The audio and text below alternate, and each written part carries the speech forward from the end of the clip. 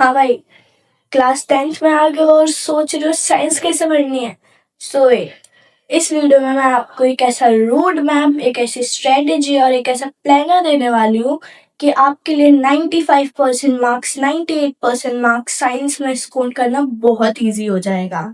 But video start करने से पहले, हाय एवरीवन, मेरा नाम है रौनक एंड इस वीडियो में मैं आपके लिए लेके आई हूँ आपकी क्लास 10th की साइंस के लिए परफेक्ट रोड मैप, जिससे आप अपने मार्क्स, सबसे अच्छे मार्क्स स्कोर कर पाओगे। सबसे पहले हम अपनी कुछ बेसिक प्रॉब्लम्स के बारे में डिस्कस कर लेते हैं, जो कि है बुक से पढ़ना है या फिर एनसीईआरटी से। क्या क्वेश्चन प्रैक्टिस करना जरूरी है?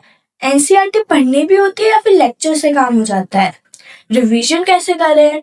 और क्या क्लास 10th की साइंस इजी है या फिर हार्ड? देखो यार, इन सब क्वेश्चंस के आंसर तो तुम्हें आगे वीडियो में मिलने ही वाले हैं, बट ये लास्ट वाला कि ये इजी है या हार्ड, तो इन कंपैरिजन देखा जाए 9th के, क्लास 10th की साइंस काफी इजी है।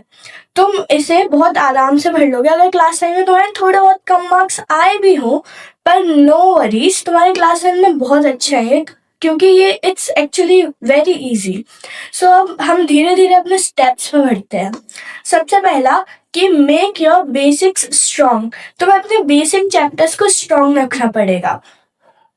जैसे कि तुम्हारा केमिस्ट्री में एक चैप्टर है केमिकल रिएक्शन एंड इक्वेशन, जो तुम्हारा फर्स्ट चैप्टर है, तुम्हारी बुक का भी, तुम्हारी केमिस्ट्री का भी। उसको बहुत अच्छे से पढ़ लेना, क्योंकि जैसे वो नींव, जैसे कहते हैं जैसे घर बनता है तो नींव रखी जाती है जिससे वो स्ट्रांग बने, तो वो चैप्टर भी सेम उसी चीज का काम करता है। कैसे? उसमें सारे बेसिक्स बताए गए हैं और उससे तुम्हारी पूरी केमिस्ट्री तुम्हें समझ आ पाएगी। अगर वो तुम्हारा वीक रह गया ना, तो तुम्हें आगे जाके केमिस्ट्री बिल्कुल समझ नहीं आने वाली, क्योंकि वो सबसे बेसिक चैप्टर है और वो तुम्हें आने ही चाहिए। और इसी तरीके से अगर हम अपने बायो पे आ जाए, तो बायो में है मोस्ट इम्पॉर्टेंट लाइफ प्रोसेसेस। वो काफ़ी एक इम्पॉर्टेंट चैप्टर हो जाता है आपकी बायो पढ़ने के लिए। अगर आपको वो नहीं समझ आया, वो बेसिक है एक्चुअली, तो आपको आगे समझने में भी दिक्कत आएगी। बायो हो गया, केमिस्ट्री हो गया। अब बढ़ते हैं अपने फिजिक्स पे। फिजिक्स में मोस्टली दो ही इम्पोर्टेंट चैप्टर हैं, एक तो लाइट, दूसरा इलेक्ट्रिसिटी। उसमें भी इलेक्ट्रिसिटी सबसे ज़्यादा इम्पोर्टेंट है। उसे अपना बिल्कुल स्ट्रॉन्ग रखना, उससे तुम्हारी फिजिक्स एकदम अच्छे से हो जाएगी। ये कुछ ऐसे चैप्टर्स थे हमारी पूरी साइंस के क्लास 10th की, जो आपके बिल्कुल नींव है, जिन्हें तो आपको एकदम स्ट्रॉन्ग रखना ही है। उसी से आपकी पूरी साइंस डेवलप हो पाएगी और अच्छे से आप समझ पाओगे अपनी साइंस को। अब ये तो था हमारे बेसिक कुछ चैप्टर्स अपने बेसिक्स स्ट्रॉन्ग करने के लिए। अब बढ़ते हैं हम पूरे सिक्वेंशियल रोड मैप के ऊपर। हमारा रोड मैप में फर्स्ट पॉइंट है कि आपको लेक्चर्स देखने हैं। अगर आप स्कूल में जाते हो, ऑब्वियसली जाते होगे, तो वहाँ पे अच्छे से पढ़ना है। ट्यूशन में हो तो वहाँ पे, और अगर आप यूट्यूब से कोई क्लासेस वगैरह देखते हो तो वो। एंड आपको एक चीज़ बिल्कुल अच्छे से ध्यान रखनी है कि आपको अपने टीचर्स चेंज नहीं करने हैं। अगर आप इस टीचर का वीडियो देखते हो तो हमेशा इसी का देखना, उसका देखते हो तो हमेशा उसी का देखना। ये सब कहने के लिए नहीं है, इसका एक बहुत बेसिक सा रीज़न है।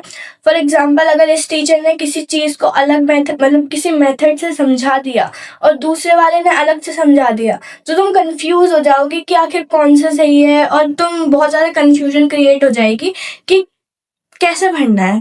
इस वजह से अपने टीचर्स फिक्स रखो, और वैसे भी तुम्हें अपने रिसोर्सेज एकदम फिक्स रखने हैं, क्योंकि फिर बार बार रिसोर्सेज चेंज करने से हमारा टाइम वेस्ट होता है। तुम्हें लेक्चर्स देखने हैं, वो भी अपने टीचर फिक्स रख के। उसके बाद तुम्हें एनसीईआरटी पढ़नी है, क्योंकि पढ़ना बहुत इम्पोर्टेंट है। तो आखिर एनसीईआरटी पढ़ी कैसे जाती है? एनसीईआरटी पढ़ने का कुछ सिंपल स्टेप्स हैं। क्या? अपनी एनसीईआरटी बुक खोलो, उसके बाद तुम पढ़ो पूरा पेज। फॉर एग्जांपल, अगर तुम लाइफ प्रोसेसेस का न्यूट्रिशन पढ़ रहे हो तो उसे पढ़ो।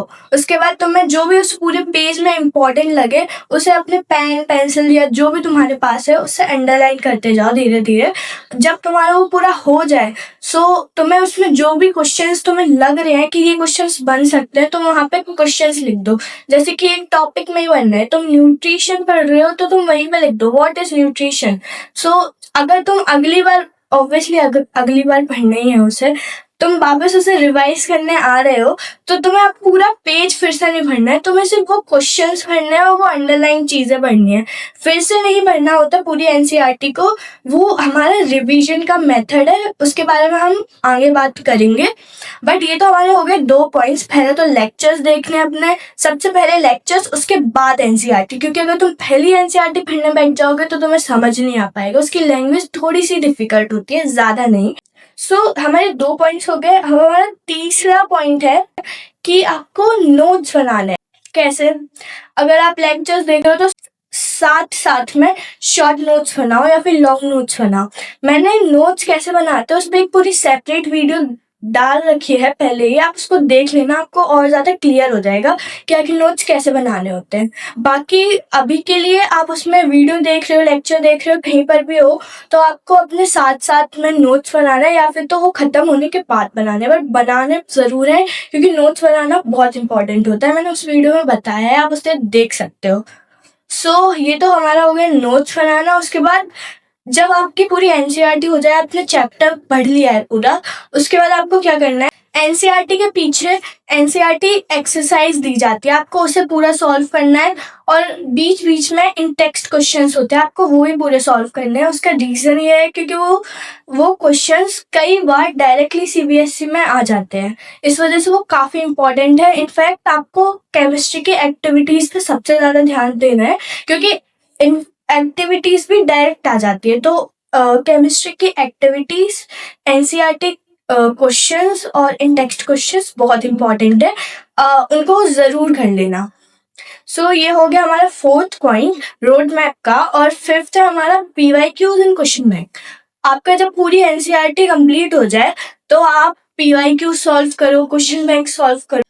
ये तो था हमारा पूरा रोड मैप। अब बढ़ते हैं कि आखिर हमें रिवीजन कैसे करना है।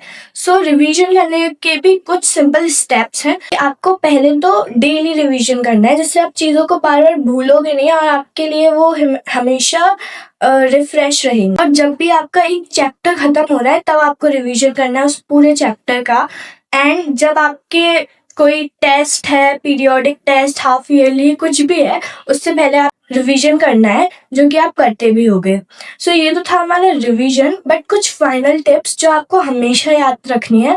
फर्स्ट है हमारी कि आपको, ये वैसे मैं आपको बता भी चुकी हूँ कि आपको अपनी एनसीईआरटी एक्टिविटीज बहुत अच्छे से पढ़नी है क्योंकि वो बहुत इंपॉर्टेंट होती हैं।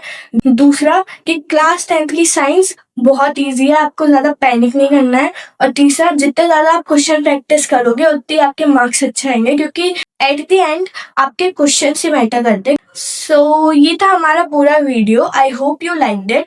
शेयर विथ योर फ्रेंड्स जिससे उनकी भी हेल्प हो पाए। मेरा नाम है रौनक, मिलते हैं किसी और वीडियो में। बाय।